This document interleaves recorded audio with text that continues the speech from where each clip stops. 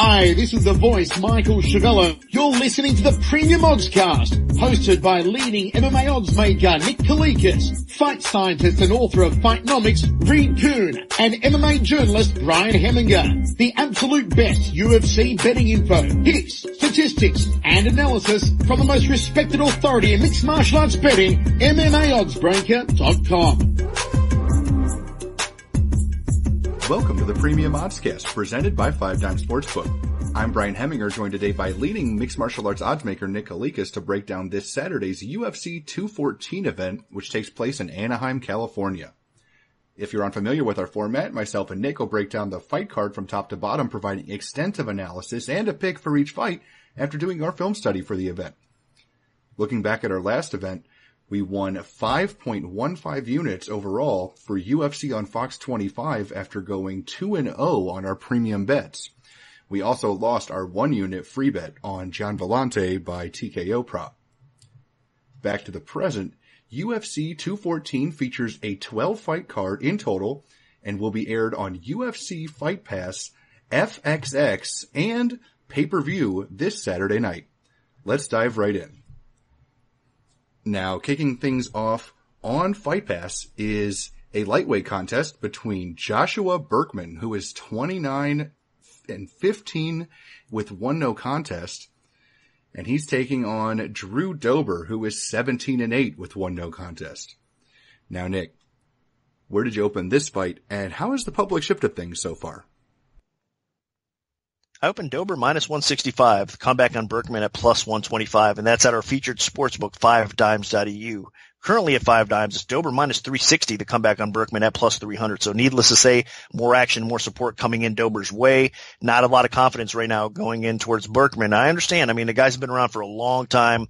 If you look at his last fight, he just got destroyed by Prazeres early on in that fight. I mean, he got choked out fairly quickly.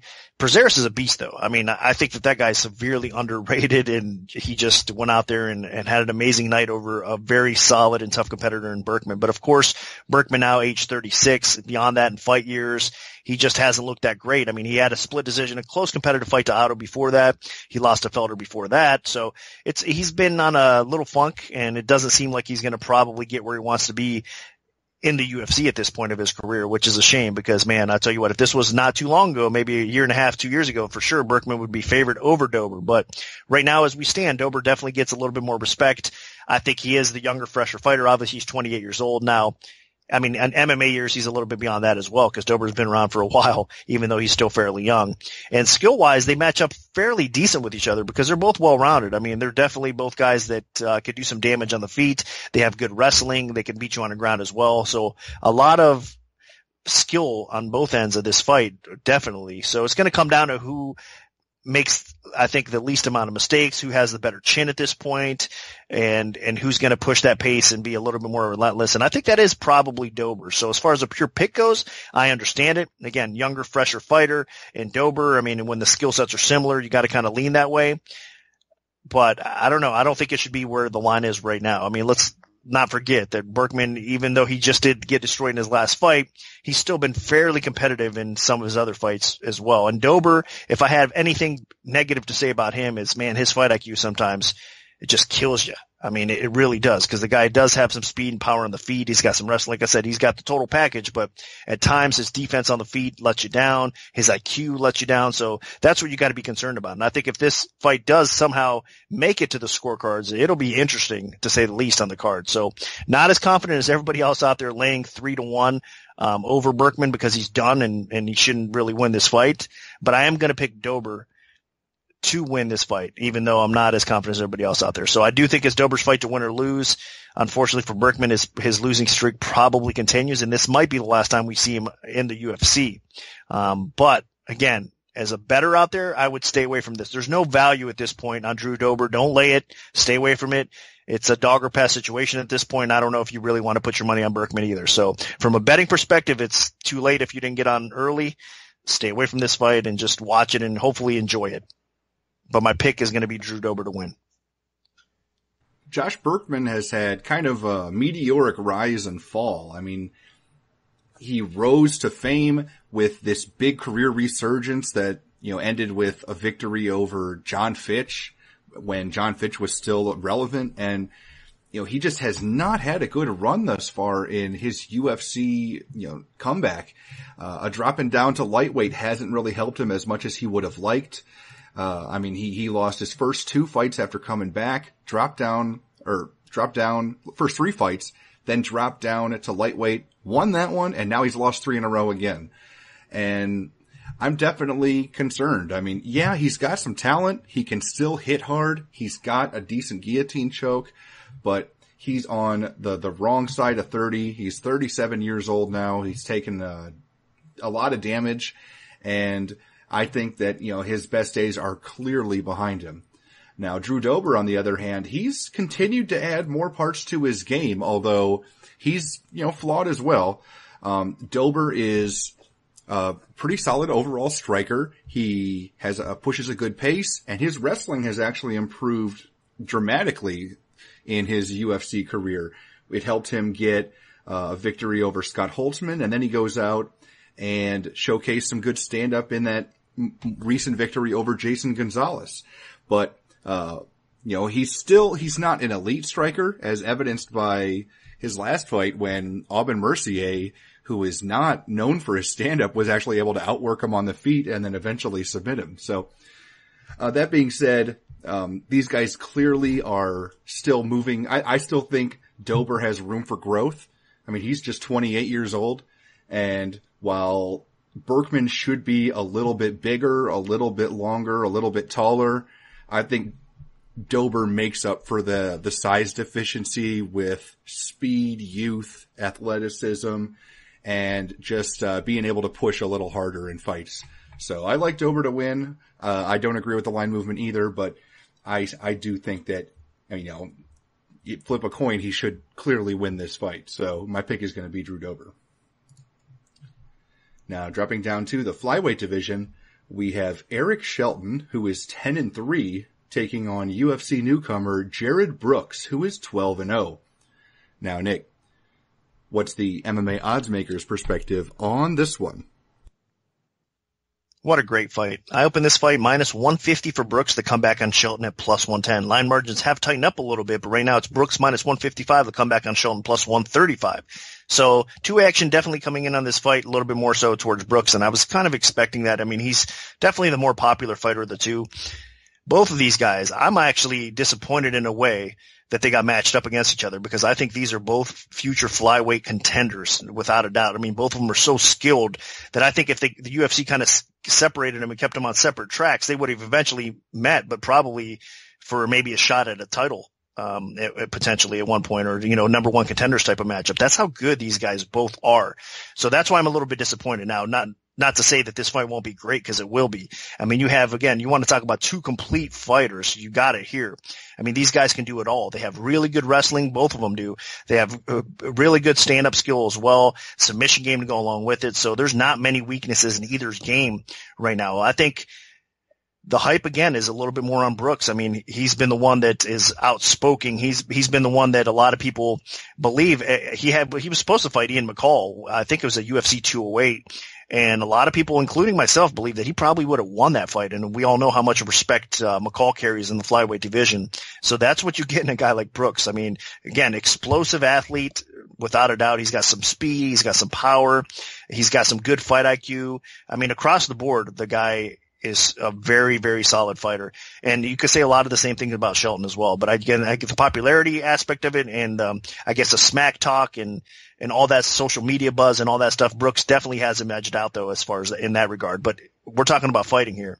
And in the cage, Shelton's going to give Brooks everything he can handle and more. I think this is probably going to be one of Brooks' toughest opponents that he's ever faced in regards to Shelton. So that's how much I have as far as respect goes for Eric Shelton as well. I know he's coming off of a very close competitive loss to Pantoja, but we've seen Pantoja is legit as well. He's one of the best flyweights out there in the world. And that was a very, very close fight. You have 3 different judges sitting there. They could have possibly scored it for Shelton. So Shelton is top of the food chain when it comes to the flyweights as well. I think here he's going to be a little bit bigger than Brooks. He's going to have a slight reach advantage. I think as far as power aspect goes, I think Shelton has a slight edge there as well. So this is definitely going to be interesting. I think Brooks has him in the speed advantage as far as anything goes here. If there's any advantages to separate the two at all, this is what I'm saying here. But as far as complete fight goes, I think this fight's going to take place everywhere. And I think Shelton's actually going to be the harder hitter on the feet. I think he's going to be a little bit more of the grinder, the control of the kind of tempo of the fight. Fighter here as well. So he'll be the one pushing a little bit higher pace, I think, and he'll be controlling as the fight goes on and progresses a little bit more as well. I trust Shelton's cardio just a tad bit better. Not that Brooks has bad cardio, but I think from what I've seen thus far, I trust Shelton a little bit in that regard as well. So for me, as you guys could probably tell, I'm actually leaning a little bit more towards Shelton in this fight. And I have all sorts of respect for Brooks. So that's, like I said, this is how much I'm looking forward to this fight. I think this is by far one of the best fights on this card, and this card is stacked. So starting off the night with the second fight in with a fight like this is just remarkable. And I'm going to lean towards Shelton. I mean, I think it's a dog or pass situation here. I think people are probably underestimating Shelton just a little bit. And I think he's the type of fighter that kind of makes leaps and bounds as far as improvement goes between fights. So I've seen the progress since he's been off the Ultimate Fighter. Since he's been on the Ultimate Fighter, actually, you could tell how good the kid was there. But after he got off the Ultimate Fighter as well, I think he's progressed even more so, and I think the sky's the limit for him as well. So both these guys, again, I expect them possibly to meet down the road again at some point, but these are two flyweights you definitely want to keep your eye on, and I'm glad they're going to scrap here, even if I don't want him kind of to fight this early. So my pick is going to be Shelton. I think he does pull off a close, competitive, split decision probably type of decision win over Brooks, and I think that's the way that it kind of plays out. We'll see how it goes, but Shelton's a pick. That being said, Eric Shelton will make up for Brooks's physicality with a bit of a physical advantage with some longer height, some longer reach, and if he can use those, he might be able to do some damage. Shelton hits pretty hard in the flyweight division, and Brooks has had a bit of a bad history against power punchers. He's had some trouble against guys that hit hard, and he's not the best with his striking defense. So while I think Brooks will push the higher tempo on the feet, and I think he'll be more aggressive, he will be putting himself in a position to eat some heavy shots, and if Shelton can land something nasty, then Brooks could get himself in trouble. Shelton also has some decent wrestling ability, so I don't know if Brooks will be able to really screw around with him a ton on the ground either.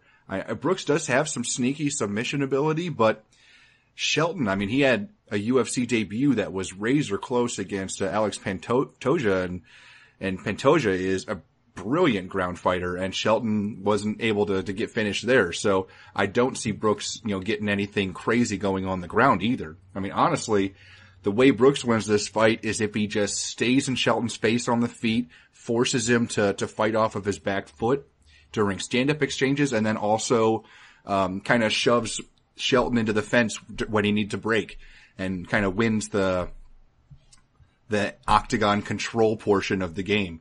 So that's how I picture Jared Brooks winning. Shelton, for him, he needs to land those heavy shots and then maybe get something going on the ground. He might be able to win some ground scrambles, I don't know, but I think testing Brooks on the ground, maybe forcing him to fight off his back if possible.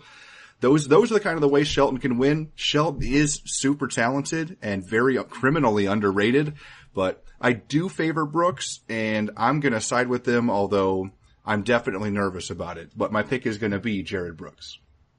Now, moving on to the Fight Pass headliner, we have a women's strawweight bout between Kaylin Curran, who is 4-4, and Alexandra Albu, who is 6-0. Now, Nick, where did you open this fight, and how has the public shifted things so far?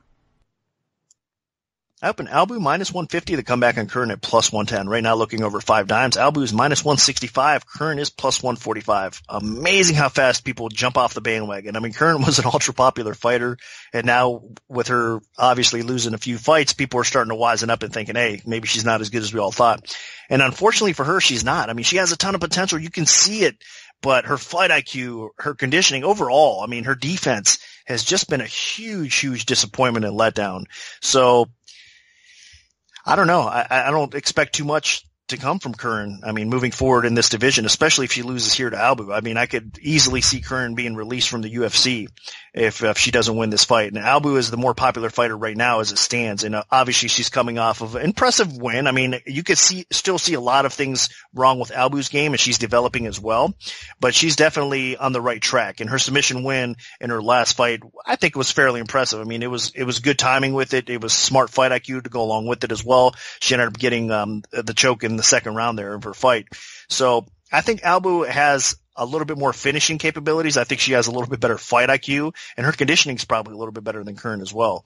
I think Curran's only shot at winning this fight is probably making it a tough, grueling 3-round kind of war with her getting a little bit of top position on the ground without getting caught in anything. And that type of fight, I think, is Curran's best path to victory here against Albu. But I don't know. I don't see it. I think Albu eventually catches her probably by submission along the way.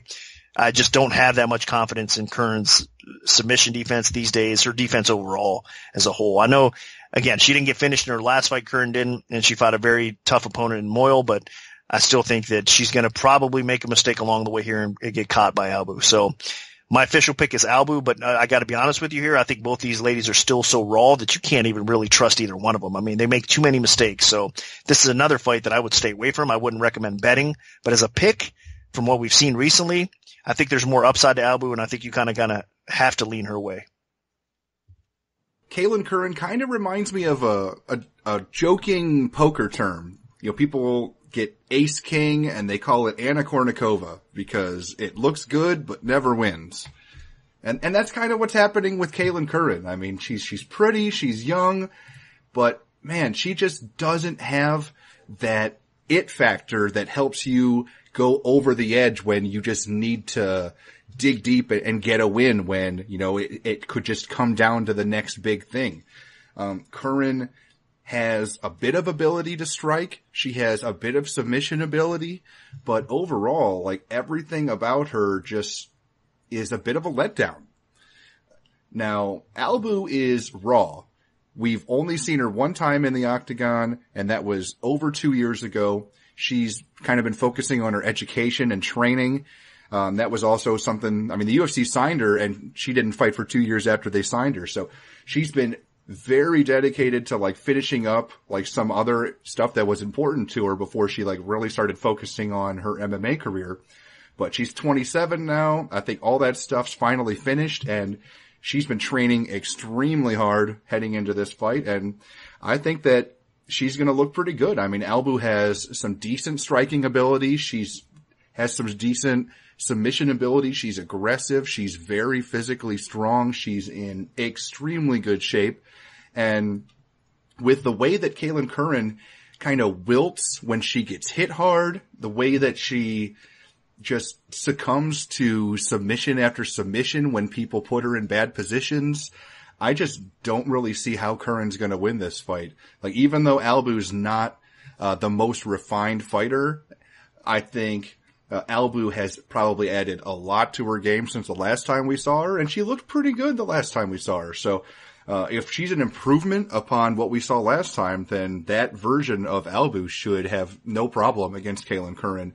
It's just, you got to put Curran in a bad position, get a submission on, and she'll probably tap out. So I think Alexandru Albu wins by finish, so she'll be my pick. Now, moving up to the featherweight division for the first bout on the FXX prelims, we have Andre Fili, who is 16-4, taking on Calvin Kattar, who is 16-2. Now, Nick, what's the MMA odds maker's perspective on this one? Up in Fili minus 310, the comeback in Kattar at plus 230. Right now looking over 5 dimes. It is currently Fili minus 380, the comeback in Kattar at plus 315. So more support coming in Fili's way. A lot of unknown factors with Kattar, especially I think out there in the betting community. He is coming in on short notice, replacing the Korean Superboy. So Fili versus Superboy would have been very fun. I think Kattar versus Fili is going to be very fun as well. But I mean, Kattar is stepping in on short notice, and that's why the odds are somewhat this high as well. I mean, stylistically, this is a tough matchup for Kattar anyway, because I think Fili basically edges him out in a lot of areas.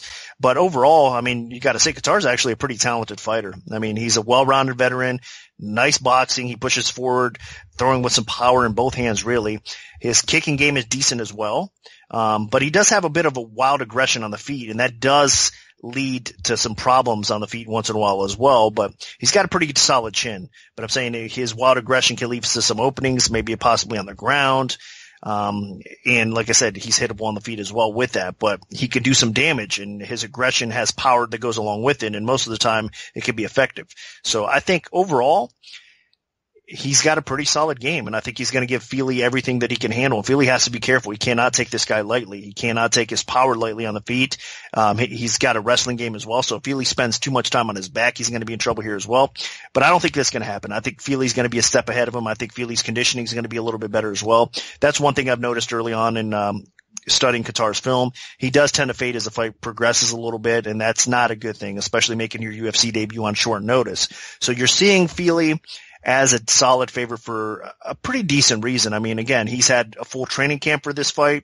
He is a well-rounded fighter as well. Even though they both have a lot of similarities in their game, Fili's just going to be a step ahead of him along the way, and his conditioning should be better as well. So this fight is Fili's fight to win or lose. I think he does come away with the win. But again, at the betting window, I don't see anything here worth playing, so you guys should probably stay away and just enjoy the fight. It should be pretty fun. Like I said, Qatar's no slouch, and this line is, if anything, a bit high. I think it should be a little bit lower, but with all the circumstances that I just said, I understand why it's sitting at almost 4-1. So Fili's the pick. Calvin Qatar's nickname is the Boston Finisher, but he hasn't finished a guy in his last 6 fights. He's gone to decision each time. And that, granted, that nickname was given to him after I think he had 9 stoppages in his first 9 fights. Now, in his defense, Qatar has won all 6 of those decisions, so he's got that going for him. But I think this is a major, major step up for him in competition level. Andre Fili is no joke. I mean, this guy trains out of Team Alpha Male. He has pretty good wrestling. He has heavy hands. He has a well-rounded striking game with good kicks and knees. I mean, he can be downright ferocious, especially when he faces people that are not elite. Now, when he steps in there against, Max Holloway, or that's when he can get himself in a little bit of trouble. But against the middle tier and especially lower tier featherweights in the UFC, Fili just feasts on those guys.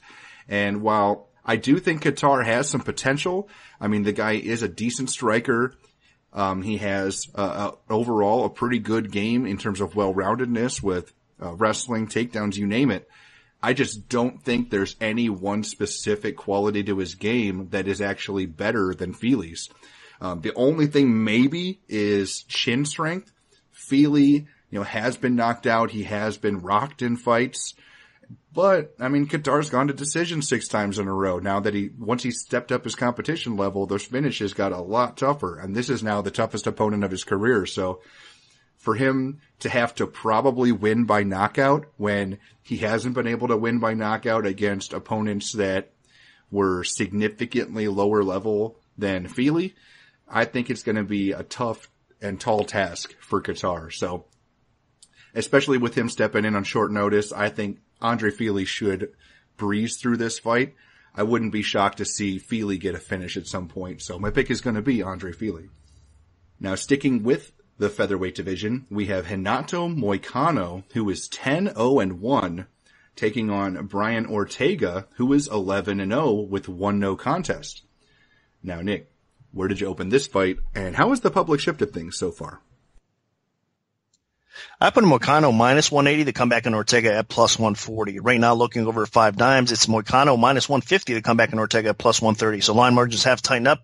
There is 2-way action coming in on this fight as well, but more action early on did come in Ortega's way. I was kind of expecting it, to be honest with you. I know Ortega is a little bit more popular, deservingly so. I mean, the guy always puts on a great performance. You know what you get with Ortega as far as finishing ability. Man, the guy is special on the ground. I mean, he's so slick with his jiu-jitsu, but not just that. I mean, the guy has shown that his stand-up game is nothing to laugh about either, and he's faced some solid competition so far in the featherweight division, and he's just done all right. So a lot of good things to like about Ortega. He's only 26 years old, and he's improving. I mean, really, the guy is a very, very talented prospect at 145 pounds. And again, at age 26, he's got a long way to go. I think he's only going to get better and better.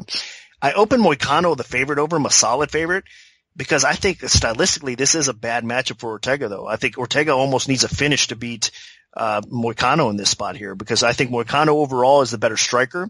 Again, Ortega does mix things up well on the feet. He's more well known for his grappling skills, of course, as I just mentioned, Ortega is. But even on the feet, he's okay. He's got a diverse striking attack, and it's not bad. But Moicano, I think, is the harder, more devastating puncher. I think he just has more power even in his kicking game across the board. I think his clinch is a little bit stronger as well. And then when it comes to the ground game, Moicano, his jiu-jitsu and his defense jiu-jitsu, BJJD is great as well. So offensively and defensively, I think he is no slouch on the ground either. So I don't think he gets caught up in Ortega's sub game. And I think if it does hit the ground, he's going to be the one that spends more time on top, and he's going to be the one more in control, and his wrestling's a little bit better, I think, than Ortega's as well. So in my opinion, I think Moicano has the wrestling advantage over Ortega. I think he's got the striking advantage over Ortega as well. And then the jiu-jitsu, the pure submission advantage, I think Ortega's a little bit more slick with the submission skill, but Moicano can hang with him on the ground as well in that regard. So I think it's really his fight to win or lose here. And I think if it does hit the scorecards, Moicano wins. I think if there's going to be a finish here, I could see it realistically going either way, but I wouldn't be surprised if Moicano is the first to stop Ortega either as it progresses a little bit.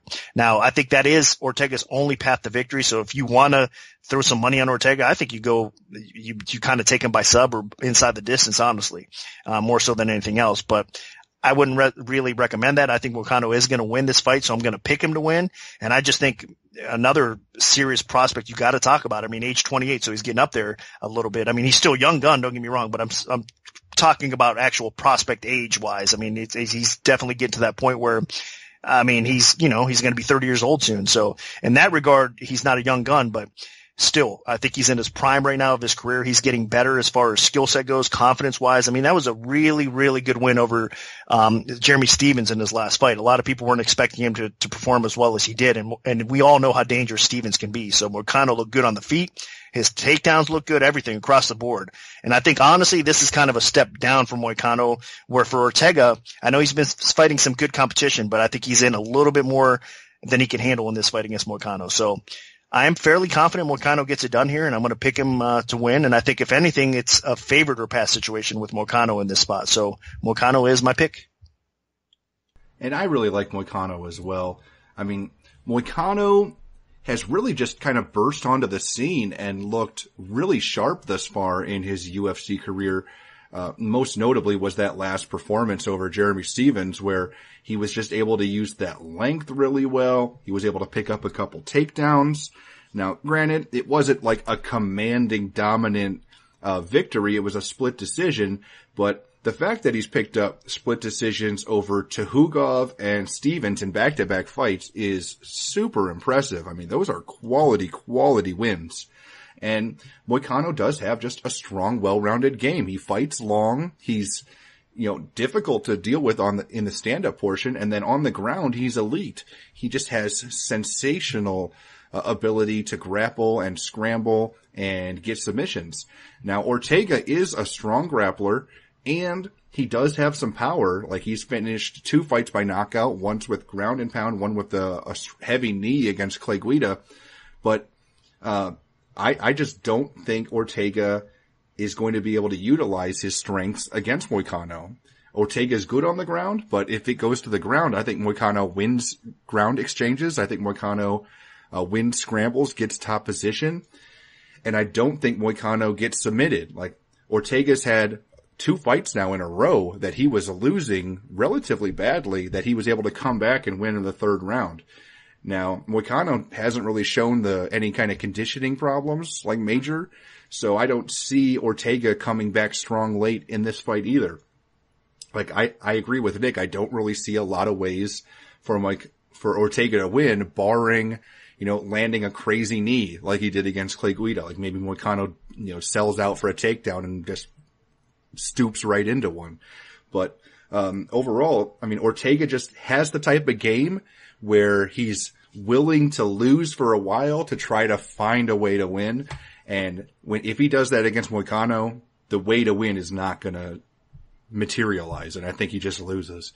So I like Moicano. I think he wins decisively. whether it's decision or maybe even a finish. But my pick is going to be Moicano.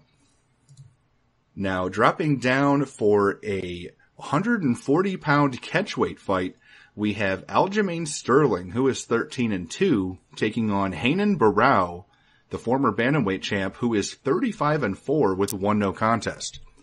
Now, Nick, what's the MMA oddsmaker's perspective on this one? Up in Barão, minus 130. The comeback on Sterling, minus 110. So virtually a pick'em with a slight lean towards Barão. Right now, it's Sterling minus 135. The comeback on Barão is at plus 115. So virtually a pick'em with a slight lean towards Sterling. That's the way the action has come in early on in this fight. I get it. I mean, a lot of people, I think Sterling is definitely the fan favorite in most cases, and he's got the right attitude. I mean, it's funny because, I mean, it's almost a love-hate thing. So the fans that do like Sterling really like him, and there's, of course, the fan base that maybe don't like his attitude or something like that, are against him. But overall, he's definitely been picking up a lot of attention, a lot of hype along the way so far in his UFC career. So he's basically on the upswing is what I'm trying to spit out here. And Barão, unfortunately for him, I mean, not long ago, he was on the pound for pound top fighters in the world list. Now he's not getting that respect. I mean, from the overall MMA community. I mean, people can see that the guy is definitely not the same fighter he once was when he was in his prime. And that's a shame because before those Dillashaw fights, I mean, he was really up there. A lot of people thought that he might have been the best number 1 pound for pound fighter in the world. Just a complete game everywhere the fight takes place, striking, his submission ability, his takedown defense, his wrestling, everything about Barão. He's a complete fighter and he's a finisher. I mean, he can beat you at any aspect of the game usually, but now we're starting to see some flaws in his game. He's hittable. He's been knocked out. He's been finished before, obviously. His cardio is starting to be a little bit more suspect. I'm not sure what exactly is going on with Barão, but you can see that he's been struggling. Even in his wins, he hasn't looked really that good. Now, he did bounce back in his last fight against Nover, and he looked okay, especially in round 2 after he started catching his groove a little bit in round 1. Round 2, he picked it up a little bit, but you could still see some spots where he started slowing down as the fight progressed as well. So that's something that you definitely have to be cautious about in regards to Barão. So I think anytime you see a 5-round fight with him in it, you got to definitely take that in consideration. Here, this is a 3-round fight. I think that Barão will kind of gas as it goes on, of course, as well, because Sterling is going to be a tough test. But I think he's still capable of pulling out 2 out of 3 rounds here against a guy like Sterling. And I think the reason being is because he's the better striker still. If you look at Sterling, I mean, he has a complete game in his own right, but on the feet at times, he just looks a little bit too uncomfortable to me. He doesn't look as smooth. He doesn't look as sharp as you want him to. I think he swings a little bit wide still with his punching. I mean, he could definitely improve his stand-up game a little bit more so. Now, he does pack a punch. He's got good timing. He's got good countering ability. He has the ability to finish you on the feet. But I think for Sterling, where it's at is he's a complete MMA fighter. But I think he needs to get the fight to the ground a little bit more so, work his grappling ability as well, and that's where he has an advantage over most fighters. But he does put everything together well, even though he doesn't, if you look at his striking, it doesn't seem like it's that great. It's still effective.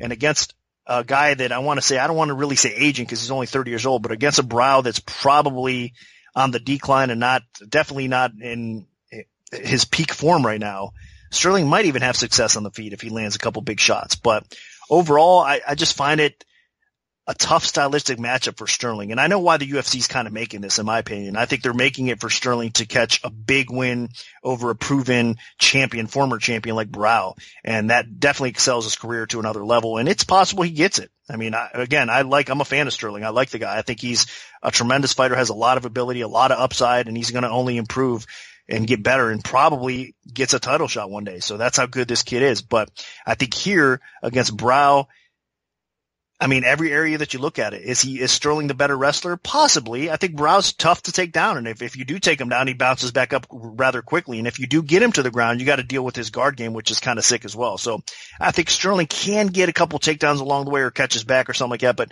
I don't know how long he could keep him there. So I think this fight probably stays up on the feet more times than not. And if it does, you got to give the slight edge to Barão still. So that's why I'm going to go his way. I'm going to pick him to win. Not a confident play because I do think that Sterling gets better fight by fight at times, and you never know. I mean, he could come in here and just torch Barão and maybe get him out of there quickly, and we're all going to be surprised, or at least I will be.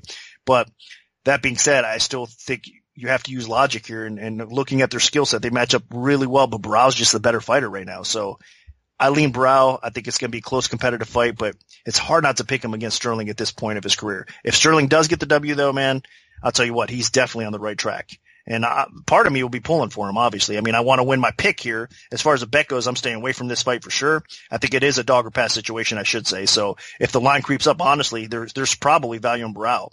So I take that back. I'm not going to for sure stay away from this fight. If the line keeps on creeping up, then there's a play to be made on Brow, honestly, more so than anything. So, but with all that being said, it's dog or pass.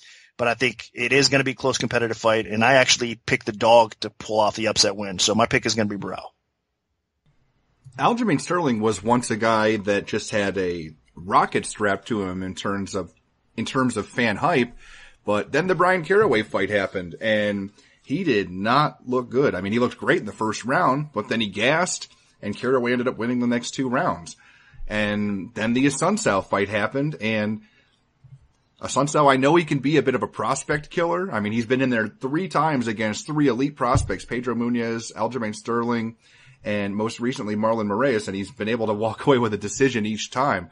But that being said, Sterling just looked uncomfortable in a back and forth stand-up fight. He wasn't able to get any takedowns, and he was forced to stand, and he was kind of exposed there. So, Sterling, his striking game is developing. It's getting better, but I mean, it's still, Phil Davis levels right now. It's just, he's not, he doesn't look super comfortable there. Now, he went back to what worked in his last fight. He got 2 takedowns against Augusto Mendez, just landed a bunch of ground and pound, won a one-sided decision. He looked great. And if he's going to beat Renan Barão, it's going to have to be the takedowns that save the day against him, because he's not going to outstrike Renan Barão.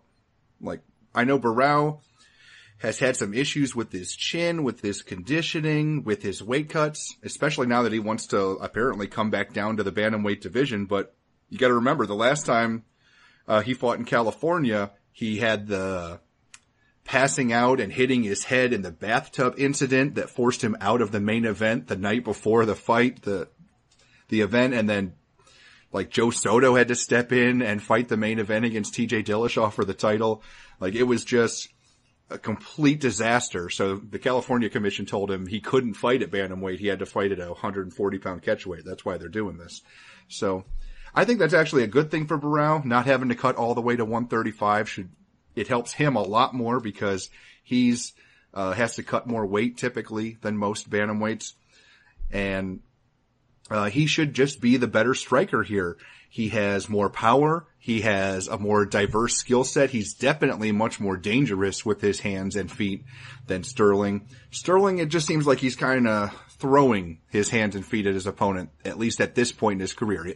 He could eventually put it all together, kind of like Aubin Mercier, who I mentioned earlier, who was a wrestler that has added some decent striking to his game, but it's just not there yet. And I doubt that he's fine-tuned all those sharp edges, just in the break between his last fight and this one. So if Sterling wins this fight, it has to be with his wrestling.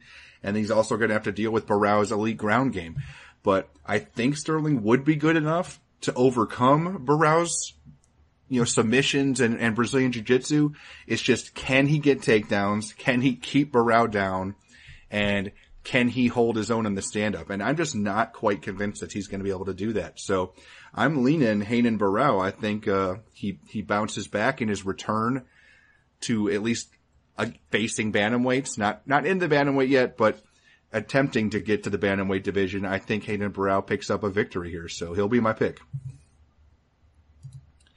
Now moving on to the main event of the preliminary card in the featherweight division.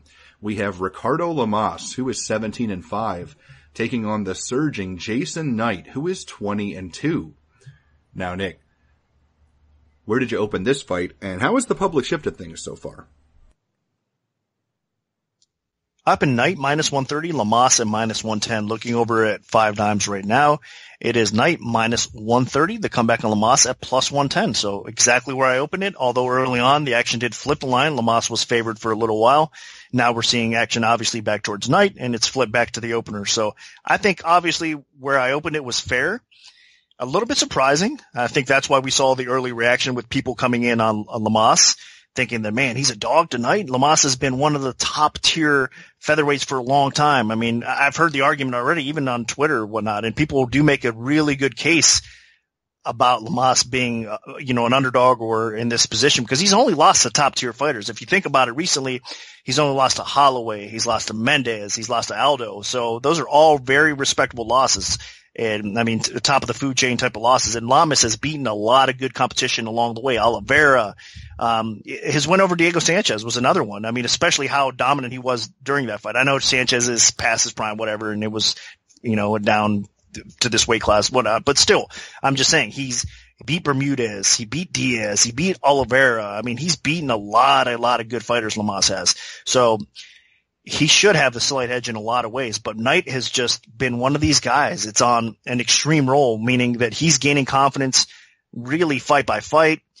His ability overall, as far as wrestling goes, is improving. He's becoming a more dangerous fighter everywhere this fight takes place. I mean, his win over Skelly, I was surprised. I didn't think he was quite ready to keep a guy like Skelly at bay or make it a grueling enough fight where we know that Skelly gasses and slows down in fights or whatnot, but I wasn't sure if Knight had what it takes to make it that kind of miserable fight for Skelly, and he did. I mean, it was a thing of beauty. Not many people will get to finish a guy like Chaz Skelly, and Knight, I mean, like I said, he looked fantastic. I mean, the guy, even if you do put him on his back, you got to eat punishment from being in top position. Knight's always scrambling, always looking for submission, always looking to get out, but if he's along the way, if he's not having that much success, he's beating you up with his elbow attack. He just makes life miserable for you regardless of where the fight takes place. And then if he's not on his back on the feet, he pushes a high pace. He comes at you. He doesn't really have that one punch crazy knockout power, but he does have enough to land a solid punch and put you down. That's for sure. But it's more of the accumulation of shots. It's his accuracy that comes into play sometimes. It's his IQ. It's his counter-punching ability as well. Everything about Knight, I mean, offensively is on point. And if you clip the guy, he's just going to keep coming. I mean, he's got a solid chin. We've seen that as well. He's just a warrior. So I think right now the timing of everything is really good. I think what happens here is it's going to be a very close competitive fight, but Knight is going to do more damage along the way. He's going to beat Lamas up. And I think even if Lamas is going for those takedowns, and that's probably his best way to win, is trying to control Knight and put him on his back. It's kind of like Kawajiri did in his debut, but I think, again, that was a short notice debut for Knight. And since that fight, he's gotten a lot better. His takedown defense has improved. And again, he doesn't, I think, make life easy on you, even if you do get him down. So Lamas is going to have to get those takedowns. He's going to have to basically control the tempo of the fight. I don't think he's going to do so. I think it's going to probably remain on the feet a little bit more than most of us think it will. And on the feet, Knight does damage. So if anything negative you could say about Lamas throughout his career, he's been a bit chinny at times. And, I just don't trust it, even though he survived against a guy like Aldo. He survived against some heavy hitters before, and Knight, it doesn't really fall into a heavy hitter category. I still think Knight beats him up on the feet to the point where he might possibly stop him. So I think it's going to be a close competitive decision if it hits the scorecards, but I lean Knight to kind of sway the judges over to his side, just the way he fights. I mean, it's hard not to like the guy. And then also, if there is going to be a finish, I think it's probably Knight knocking out Lamas. So I do think the Knight is going to continue his rise towards the top and towards a title shot at 145 pounds. And man, I've been nothing but impressed by him. So unfortunately for Lamas, I think he suffers a defeat here against Jason Knight. So the pick is Knight to win. This is seriously a great matchup, and it's crazy because this wasn't even the original matchup. It was supposed to be Lamas against Chan Sung Jung, the Korean Zombie, but Zombie went down with a knee injury, and in steps Jason Knight with plenty of time to prepare, by the way. This was early June, so he's had almost a full training camp, so I'm not concerned whatsoever about short notice or any of that stuff. And you gotta think, Jason Knight has just this great chin, he has this tenacious killer instinct, and he has a very dynamic and aggressive and scary ground game. Knight, if he ever gets put on his back, I mean, he is constantly threatening with submissions and rubber guards and sweeps and then working to get back up. I mean, he is all over the place, fun to watch on the ground. And then on the feet, he has a crazy chin. I mean, his last fight against Chaz Skelly was connecting with some bombs, and Knight just didn't give a crap. He just kept pushing forward, landing shots, and he just wore Skelly down. Skelly got tired. He couldn't get takedowns anymore. And then Knight just connected with one good shot, and Skelly just crumpled into a heap. It was amazing. What Knight has been able to do, the improvements in his game, and as he continues to face better and better competition, like Chaz Skelly, had a lot of the similar skill sets compared to Ricardo Lamas. So this was no joke for him whatsoever, and he just tore through him. So against Lamas, Knight is going to have to be very careful of Lamas's kicking game. That's one area that Knight isn't really elite at. So if Lamas is able to get some heavy kicks going, that could do some damage to Knight. If Lamas can get his wrestling going, Knight has been put on his back before, but again, he's been working on that so much, and you've seen the development more in recent fights. So I don't know if that's a huge strength for Lamas here, if he's going to be able to keep Knight on his back. And Lamas normally is a pretty solid technical striker, and he probably will still have the technical advantage against Knight, but Knight makes up for it with pace and aggression. So I think this is just a crazy fun matchup, and I think that they're both going to be going at it, and it should be really fun for however long it lasts.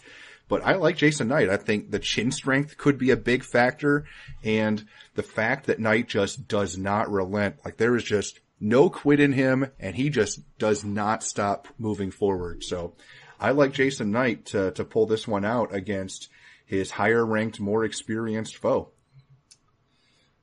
Now, moving on to the opening bout of the main card on pay-per-view, we have a light heavyweight contest between Jimmy Manuwa. I said it wrong. Between Jimmy Manuwa, who is 17-2, and Volkan Ozdemir, who is 14-1. Now, Nick, what's the MMA oddsmaker's perspective on this one?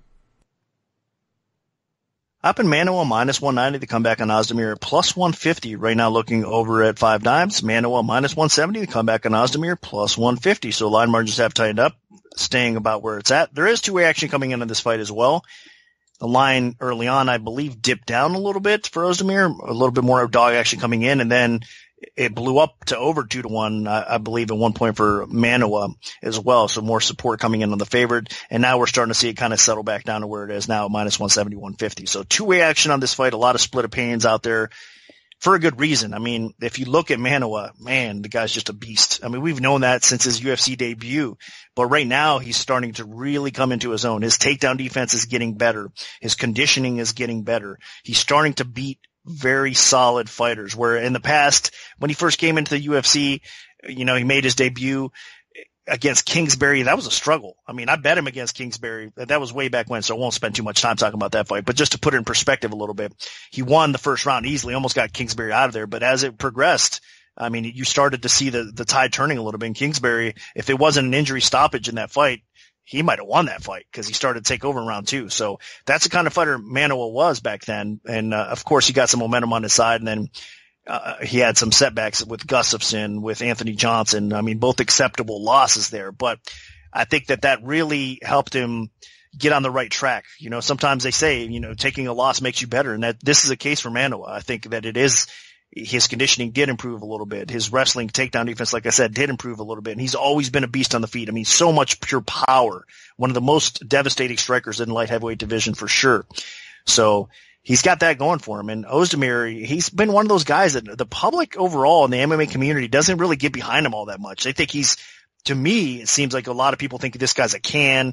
He got beaten Bellator, he got taken down and submitted. The guy's a joke.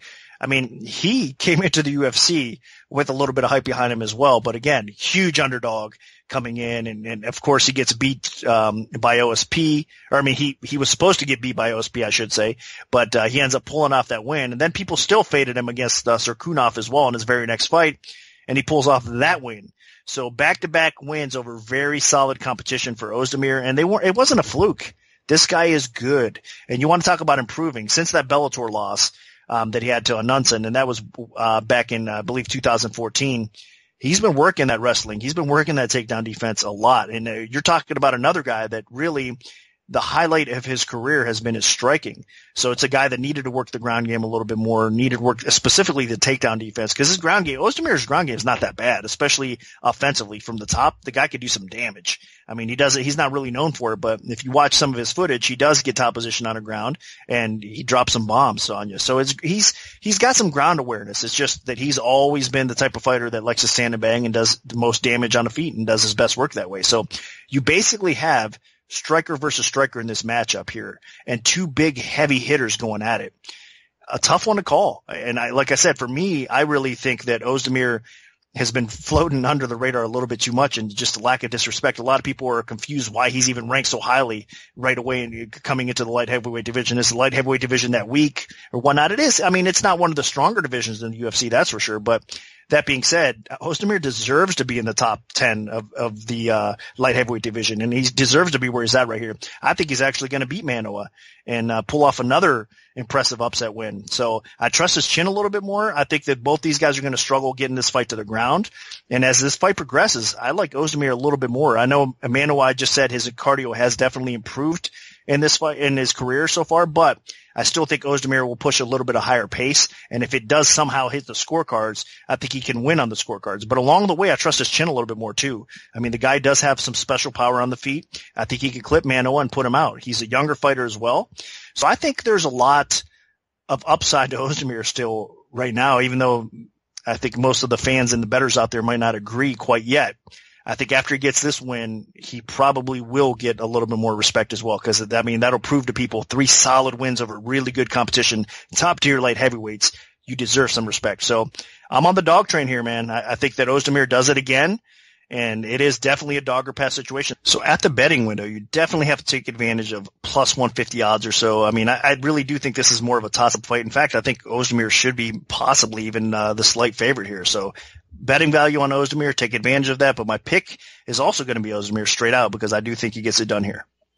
Both of these fighters are on quite a roll in the light heavyweight division, and a 2-fight win streak is a big roll in the light heavyweight division, because, guys just can't seem to get past that level of top contenders lately.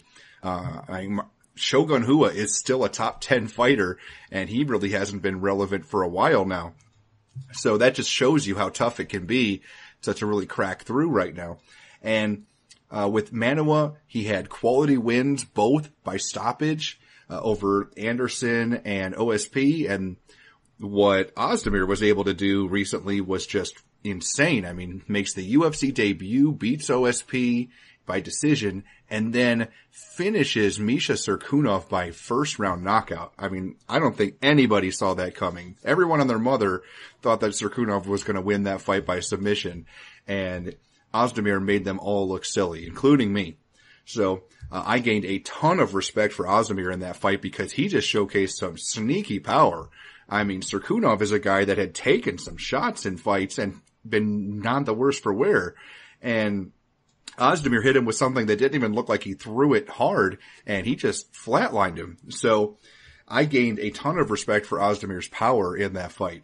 Now, Manoa, on the other hand, while he's talented and he has a ton of power in his own right, his durability is something that I think is safe to question. I mean, you look, his fight against Anthony Johnson just destroyed him pretty violently. And then Alexander Gustafsson also was able to get a knockout over him. So both of his losses, he got stopped, and he was facing guys that were talented strikers. And now he's stepping in there against Ozdemir, a guy that is a talented striker with a strong kickboxing background.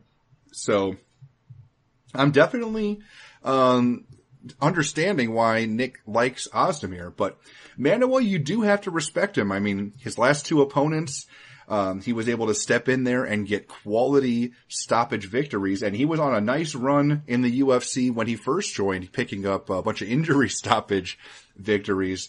But the thing he has the biggest advantage of in this fight is probably the reach. I mean, he's got a 4-inch reach advantage, and if he can fight long, there's a chance that he could just piece up Ozdemir with some heavy straight punches and jabs. So that's something to look out for. But overall, the people that have, the time Ozdemir lost, it was because he got out grappled. It was because somebody took him down, somebody submitted him. He hasn't really lost a stand-up fight yet in his MMA or kickboxing career. I think he was 5-0 in kickboxing as well. So I think Ozdemir might be the guy to rely on here. You got to also remember, I know he doesn't look it, but Jimmy Manuwa is 37 years old. Ozdemir's just 27. So huge 10-year age gap in this fight. And I think that could potentially be a factor as well, especially in regards to Manuwa's durability. With Manuwa having been knocked out twice by, granted, two guys with heavy hands, Ozdemir has the ability to stop him as well. And if these guys are landing blow for blow, I think it's Manuwa that goes down first. So I'm going to side with the underdog Ozdemir as well. Now dropping down to the welterweight division, we have Robbie Lawler, who is 27-11 with 1 no contest, taking on Donald Cowboy Cerrone, who is 32-8 with 1 no contest. Now, Nick, where did you open this fight, and how has the public shifted things so far? Up in Lawler, minus 175. The comeback on Cerrone at plus 135. Right now, over at 5 dimes, it's Lawler minus 155. The comeback on Cerrone still plus 135. So line margins have tightened up a little bit. 2 action coming into this fight. Don't have to tell you guys how popular both fighters are, how well respected they are, even at the betting window. So there should be a decent amount of 2 action coming into this fight. Line should hold steady. I'm sure we'll see a surge at one point or another, especially by fight day, with some big action coming in one way or the other. But this is a tough fight, tough one to call. I mean, this was supposed to recently happen too, so they rescheduled the fight because Cerrone got a blood infection and he had to take a little bit more time, and that was back at UFC 213, so not that long ago really. So earlier this month. So a few weeks later, the blood infection clears and he's good to go, man. You know what? I'm not sold on that. I mean, that's what's going to make me pick Lawler here. At the beginning, I wasn't sure. I mean, this was such a close fight. I could see Cerrone winning it. I could still see him winning this fight, obviously, because, I mean, early on, it's going to get really interesting. Both these guys are finishers. So I think that, we could see, obviously, a war. I would have liked to see both these guys coming in, maybe not off of a loss for Lawler. I mean, a devastating knockout loss to lose his strap. Rebounding and coming in and fighting a guy like Cerrone, because there's a lot of unknown questions about Lawler right now too. And then Cerrone, like I said, his blood infection and what he has going on there health issue wise. I'm not a doctor, but it can't be a good thing, because I guarantee you he wasn't training during that time that he had to recover. So the last couple of weeks for me with Cerrone's camp has been a huge question mark. That being said, the way they match up with each other, I think it's a good matchup. I mean, both these guys like to stand and bang. Obviously, Cerrone's a little bit more well-rounded because he can beat you on the ground as well. Lawler has decent wrestling, so he's hard to take down and keep down, but overall, you can't compare the two as far as pure jiu-jitsu skill goes. Cerrone has him beat, by a huge margin there. So Cerrone is a more capable finisher here, but I don't know. I think he's going to struggle getting Lawler down, and I think that even though Lawler is coming off of that devastating knockout loss against Woodley has more of that explosive one-punch knockout power, obviously, than a guy like Cerrone does. Now, Cerrone can knock you out with one punch or one kick, obviously, but I still think that explosiveness of Woodley caught Lawler and just put him out, and he did what he had to do here. I think it's going to be a little bit different. I think Lawler's going to be able to pace himself a little bit better, kind of find his groove, and then maybe lands that shot on Cerrone or so. So this is a fight that realistically is a coin flip type of fight for me that could go either way. And again, I think more so than not, I mean, if this was a little while back, I would be a little bit more probably confident in Lawler, but man, I mean, he's been around for so long. Father Time catches up with all of them, and especially if you've been in the game as long as Lawler has. Even if he made that championship run in the UFC, so much respect for the guy. I mean, what he was able to do because he's been around the game for so long. But that being said, it's time now. We've seen him get clipped. We've seen him get knocked out. It's definitely time to be a little bit concerned with him and see how much left he has in the tank. So I'm going to pick him to win, but it can't be a confident pick. And this is one, again, that you stay away from the betting window. It's a dog or pass situation, but seriously, can you really have a lot of confidence in Cerrone right now, especially with him coming off of a delay because of a blood infection? I don't know. I mean, I think we all just stay away from this fight and we just kind of watch and hopefully it's a good matchup between two high caliber fighters. I think that's probably the best way to go here, but I'll lean a little bit more towards Lawler. Just not a confident pick either way. Just too many question marks surrounding this. And if you don't think that's true, then you're lying to yourself. I mean, this is definitely a head scratcher type of fight. And one, unfortunately, that again, I think it's with everything that's come into play here, it's kind of watered it down a little bit some, because I mean, not too long ago, year and a half ago, we would have loved to see these guys go at it that much more. So hopefully the fight is better than I'm saying right now it'll be, but I think the expectations kind of got lowered a little bit for me at least. So that being said, Lawler's the pick, but I'm not sure how it's going to play out. I mean, both of these guys have the finishing ability, and we could see a 3-round war, which will be pretty fun as well. So hopefully it's an exciting fight. My pick is Lawler. And I was seriously on the fence about this fight. I mean, Robbie Lawler was the champ for a reason. I mean, granted, he took a lot of damage in those fights, and it finally caught up to him with the Woodley fight. But, I mean, this guy just showed so much heart. The problem, though, is in a lot of those fights, if they were 3-round fights, he would have lost a majority of them. So that is something that is a concern to me for sure, because is he going to be able to take that crazy 5th-round version of Robbie Lawler where he just digs deep and finds the way to win and bring it back to a 3-round fight? So that is something that you have to consider here. But also, Donald Cerrone, as Nick mentioned, the whole blood infection thing. He was also dealing with a bit of a groin injury. So, and he wasn't allowed to train for at least 7 days, and that was back on June 28th, a month ago. So I'm also not fully convinced that he's going to be fully ready for this fight with all the things that have been going wrong with him physically. It could be just a part of his body breaking down because he is the guy that fights the most often in the UFC. Like it's always Donald Cerrone. You can always rely on him to be the guy that can step in to fight anybody on short notice. He just wants to fight. So, that does catch up. Nobody's immune to all the physical problems. Now, Lawler took that year off. Hopefully it helped in terms of, getting a little bit of your chin back, getting just your head cleared. But, I am a little concerned, when fighters take that much time off, like voluntarily, when they're not even hurt, who knows where their head is. He was in a dark place after Woodley took his title. So this is, though, an incredible fight in terms of stylistically. Lawler pushes a strong pace. He has heavy hands, great kicking game. But Cerrone, heavy hands, even better kicking game. And Cerrone has a pretty nasty submission game to go with it. But I don't know if he'll be able to utilize it. Robbie Lawler's takedown defense has become elite. So I think this fight stays standing, and it could just boil down to power and chin strength. And Lawler's chin has started to go, but so is Cerrone's. You got to look, and with all the damage Cerrone's taken in his MMA and in his UFC career, I mean, his last fight, Masvidal was able to really hurt him in the first round and then finish him in the second round. He took some damage against Matt Brown. He took some damage against Alex Oliveira. He took a lot of damage from Dos Anjos. He took, there's just fight after fight after fight where, he got beat up on, and he's taken damage. So, that adds up, and, you saw that in the Masvidal fight. Now, is Lawler's technique as clean as Masvidal's? I don't think so. So it won't be quite as easy for him to find those openings and take advantage of them like Masvidal did. But, they're still there. And when Cerrone does fight pure stand-up fighters, he usually, that is where he tends to struggle a little bit. So, I favor Lawler a little bit here. I can totally see Cerrone just stepping in there, landing some huge shots and Lawler crumpling. But I can also see Lawler, being re-energized a little bit after the long layoff and having that crazy will to fight and just digging deep and having no quit like he always does.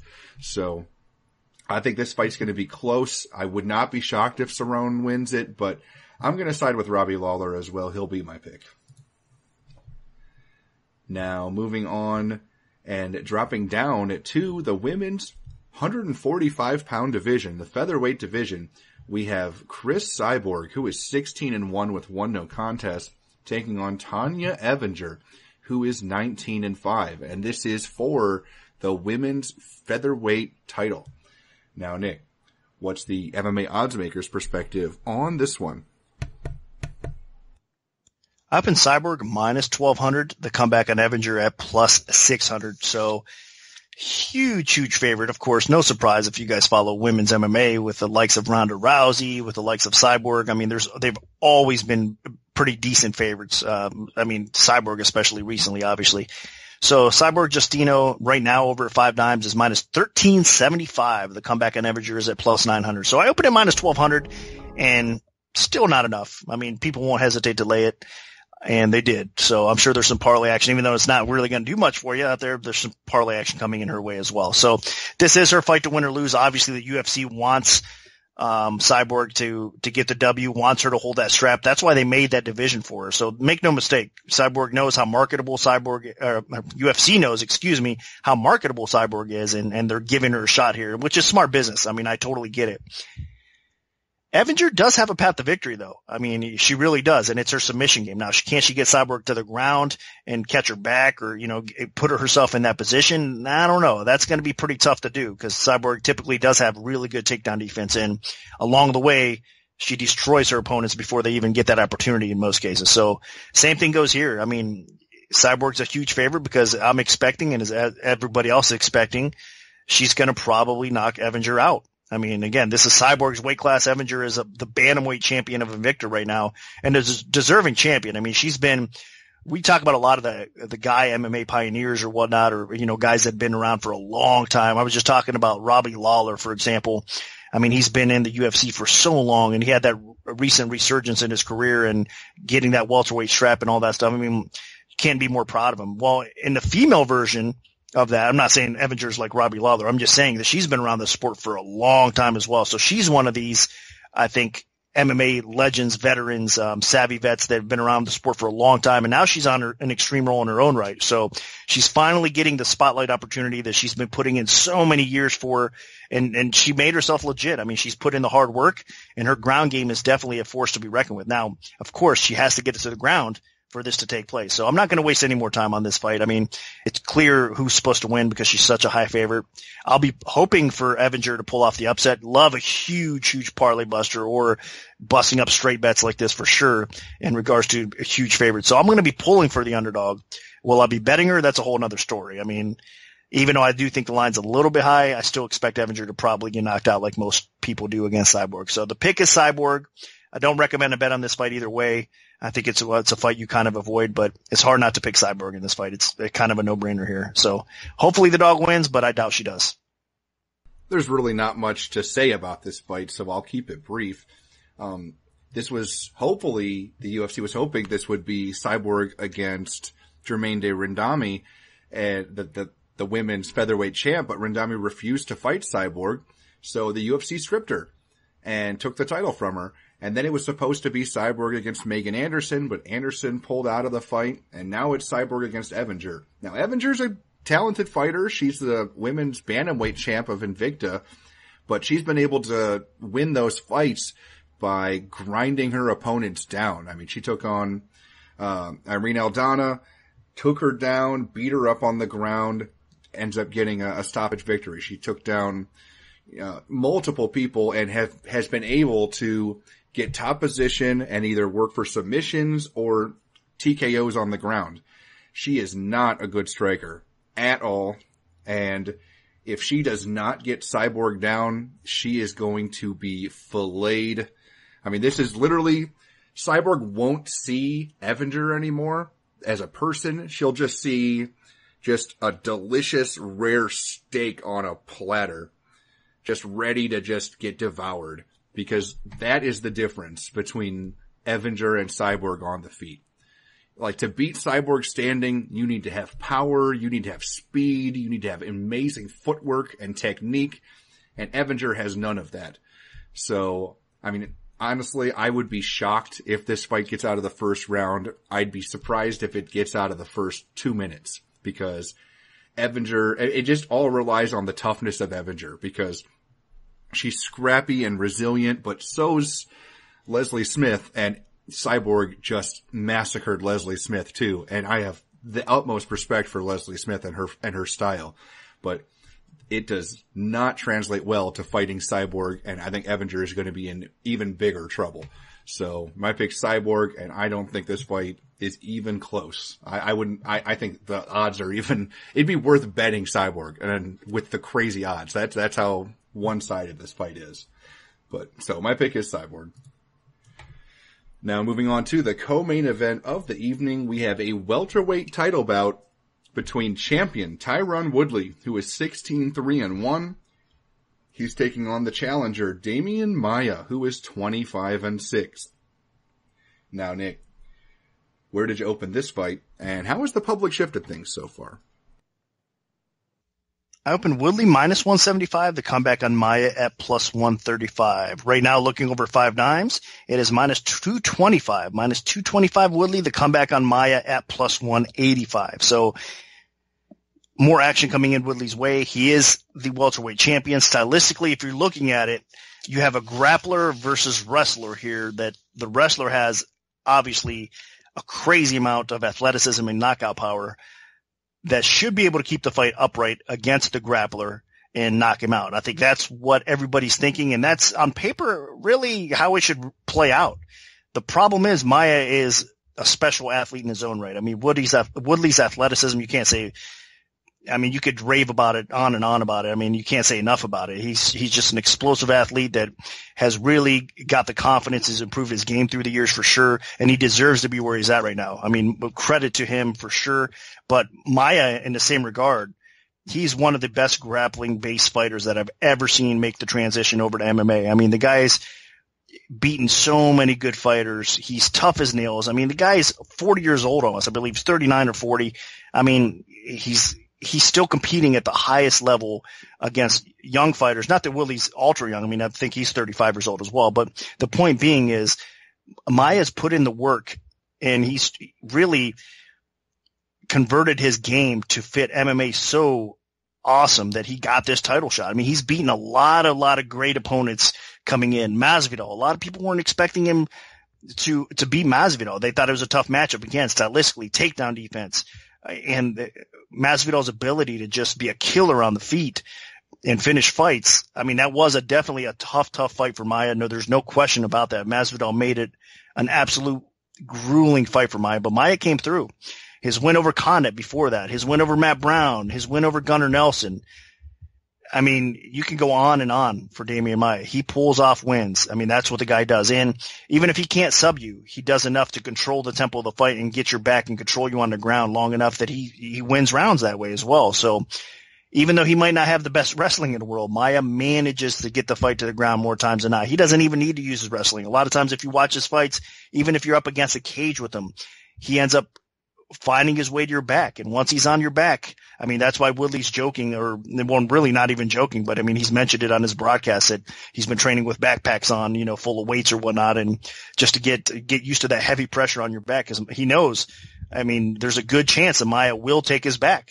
So he's prepared, definitely. And that's one thing I also should comment about Woodley. He's a very intelligent fighter. You could just tell by the way he comes across when he's doing his Fox duties, his FS1 preview shows and whatnot. I mean, the guy's an ultra intelligent fighter that has everything. I mean, he's just basically the total package. I even questioned before his cardio a little bit, but now he's proven. I mean, in those Thompson fights, he's proven that he's even addressed that a little bit. His cardio and conditioning has gotten better. So Woodley right now is the best he's ever been. He's confident.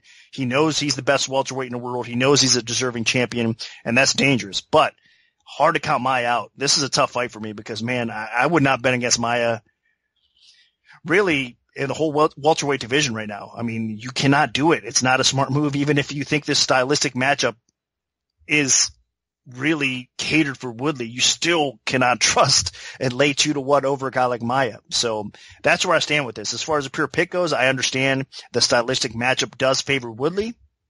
I think there's a good chance that he does sprawl brawl, keep enough space and distance, and utilize his athleticism and knockout power and give Maia fits and probably knock him out. I mean, he does have the potential to do so, even though Maia's tough as nails.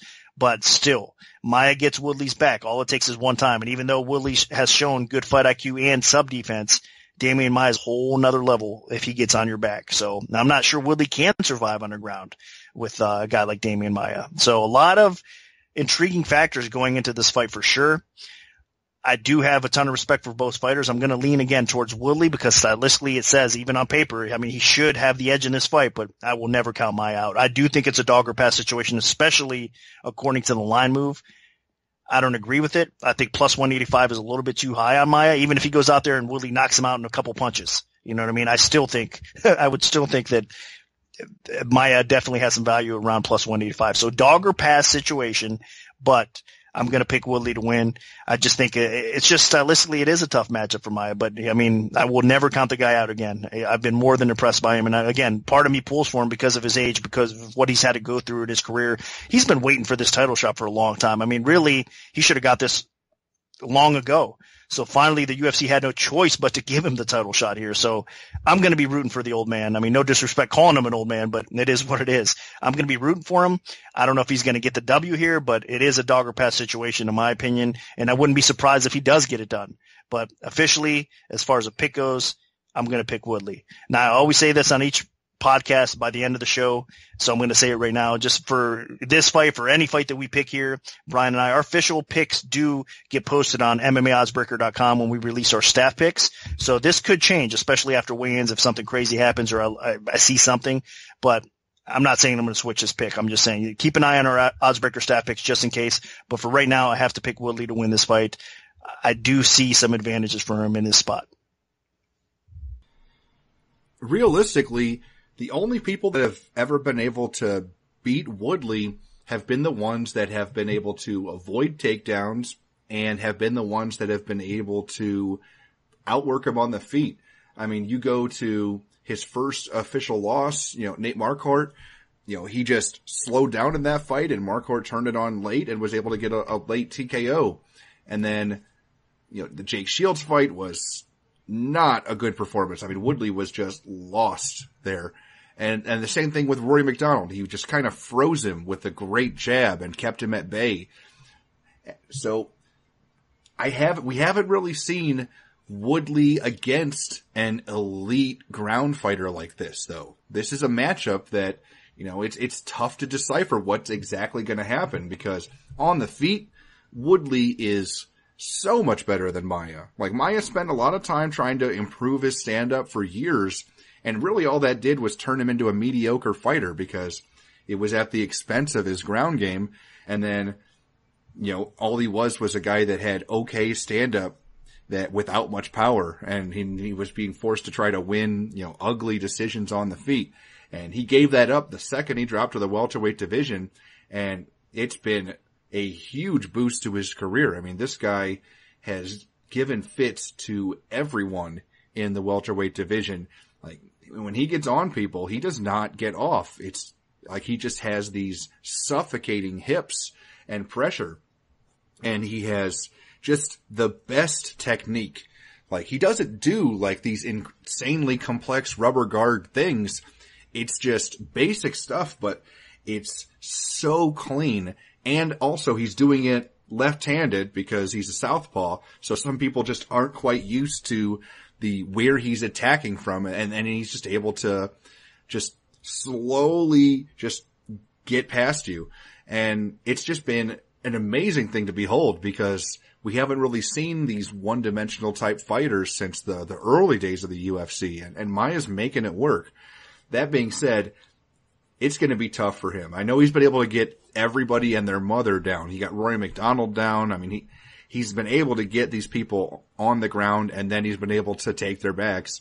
But I don't know if he'll be able to do it to Woodley. I mean, Woodley is so athletic. He's got so much power.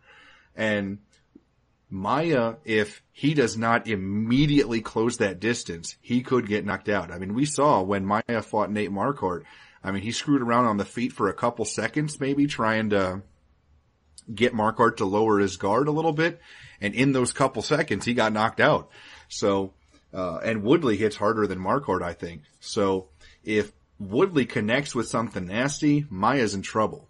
And I know Woodley's had his issues with conditioning in the past, but I think he's starting to put those behind him now that he's working with real coaches instead of self-training, which he was doing for years.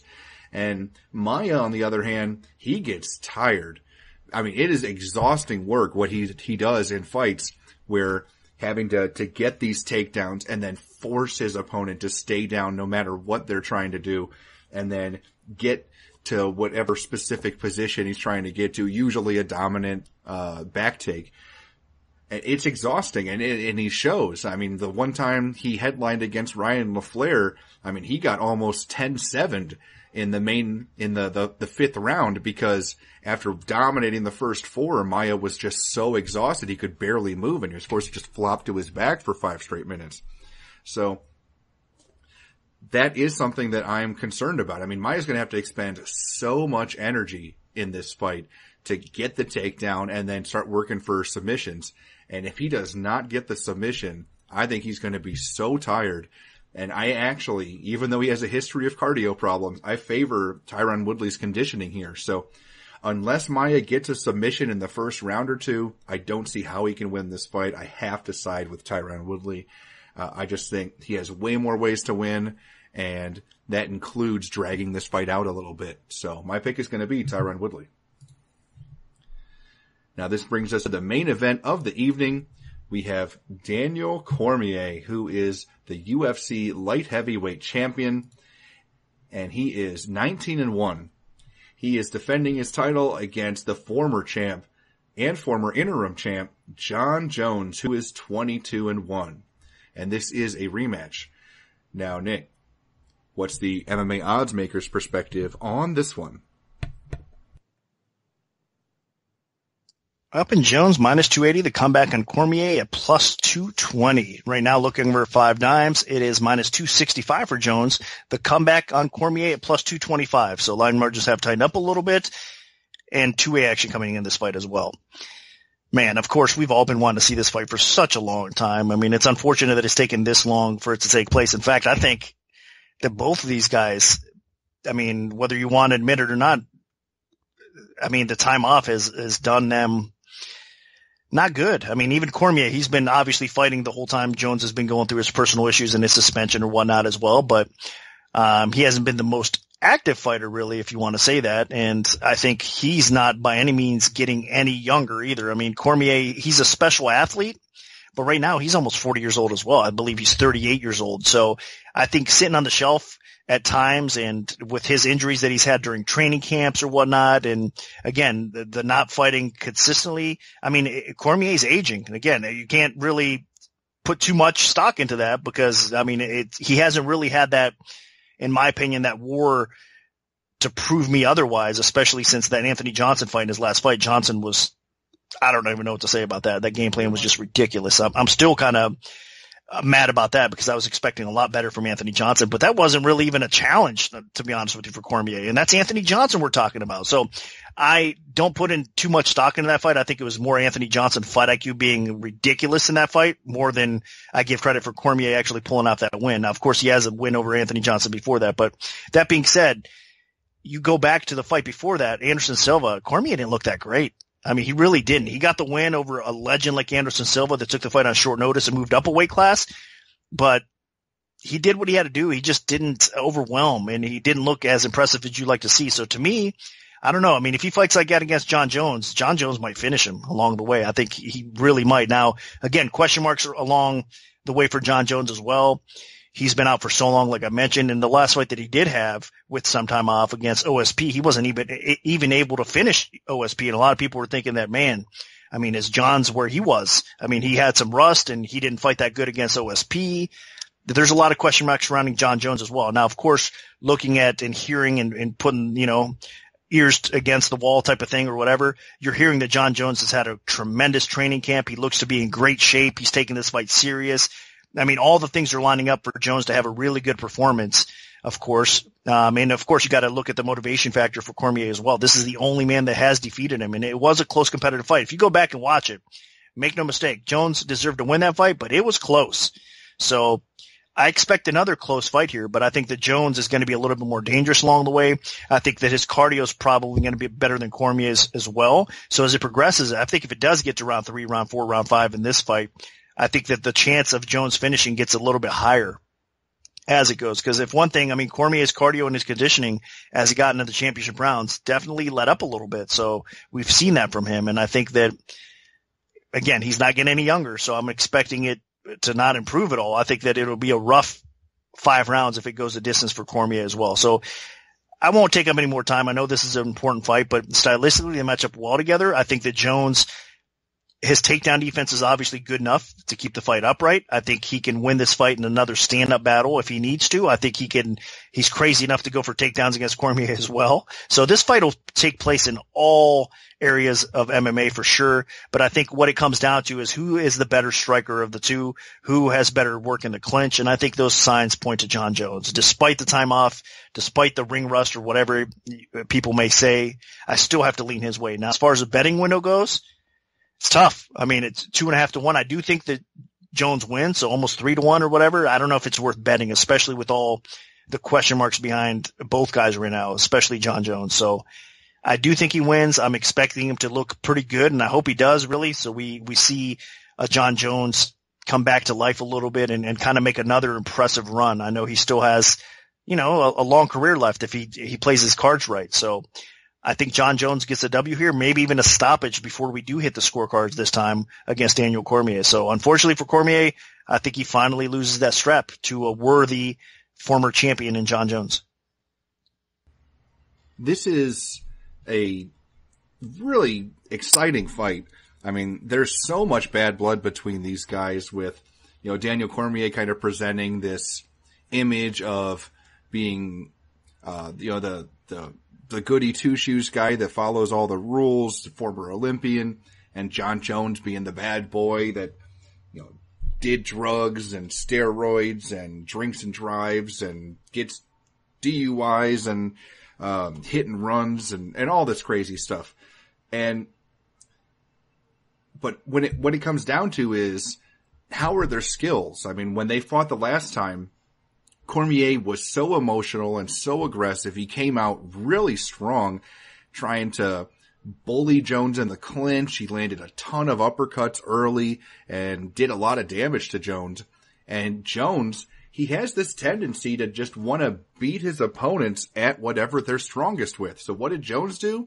He spent the next 4 rounds in the clinch with Cormier and wore him down. Cormier was the embrace the grind. He was wearing shirts that said break bones. And Jon Jones broke Cormier. Like Cormier just couldn't keep up with him. And in the end, it was Jones's work in the clinch that won him that fight. And even Jones even got takedowns in that fight on Cormier. I think he was the first person to ever take Cormier down. So if Jones is at that level still, then he should win. The problem is Jones had a huge layoff with his hit and run, and he came back and fought Ovince St. Preux, and I thought he looked like garbage in that fight. Yeah, he won 4 or 5 of the 5 rounds maybe, but I mean, he showed no sense of urgency.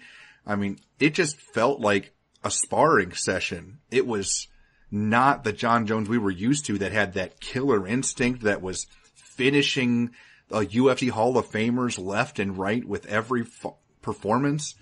Like, it just, he looked rusty. He looked off. And then he missed a full year due to positive drug tests. So the Jon Jones did not look good, and then he missed another full year. So how is he really going to look here? Is he going to have that same killer instinct, or is he going to take some time to kind of work out the kinks in there? Because Daniel Cormier is not going to give him that time. He's going to be really aggressive here. He wants to do damage. Now, one thing that you do have to remember, Cormier has suffered multiple injuries since the last time these guys fought. He's had leg injuries, knee injuries. He's gotten older. He's been hurt in a couple fights. I mean, he had that war with Gustafsson and took a lot of damage in that fight. So, I mean, and he's 38 years old. So I think chin strength, I mean, Cormier's chin is way worse than it used to be. So, if Jones can do some real damage here, he might be able to get a finish there. If Jones can, just push really hard, he might be able to break Cormier again like he did last time. But I mean, that's just all speculation at this point.